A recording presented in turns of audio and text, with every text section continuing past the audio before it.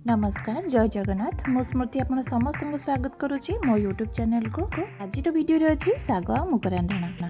प्रथमे कड़े 50 ग्राम मुग को लेकिन आम हल्का भाजी नवा जो पर्यटन गोल्डन ब्राउन हो मीडियम फ्लेम रे भाजी जदि बेसी पोड़ी जाए ताले सागटा आमर पोड़ाड़िया लगी पारे।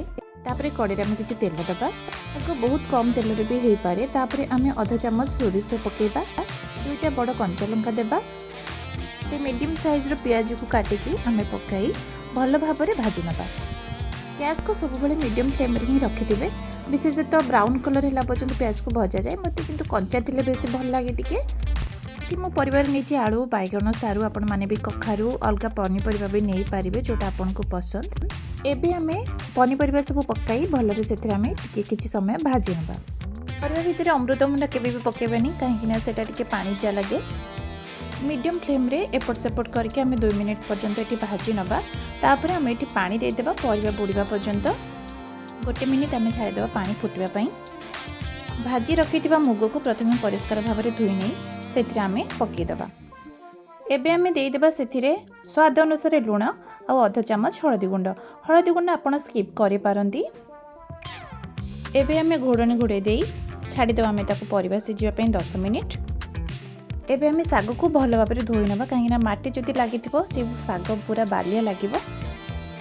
साग को भल भाव में धोई नहीं ताको काटी नवा। प्रथमे मझिरे मझिरे आम परिवा सिझी कि नहीं से भी चेक करुवा। ओडिया घर पखाड़ जेहेतु सबुठारु प्रिय समस्तंकर तेणु साग सहित पखाड़ भातटा समस्त को अति भल लगे। एबे आम घोड़नी काढ़ी नहीं परिवा सिझी कि नहीं चेक करवा। तापर आम इसरे साग पकईदेवा। साग पकई सारा पर आम भल भाव में एपट सेपट करके घांटी नवा। साग सहित मुगटा जी आमर मिसीज सागटा आमको से टेस्टी लगे।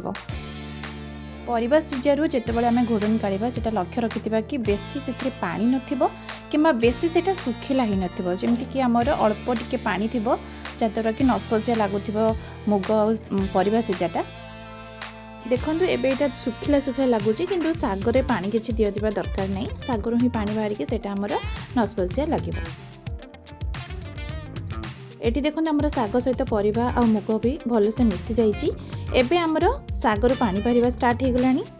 गैस को सब बड़े आपण मीडियम फ्लेम रे ही रखिबे आ साग को मझरे मझरे एपट सेपट करुथिबे नले साग तळ लागि जाय पारे।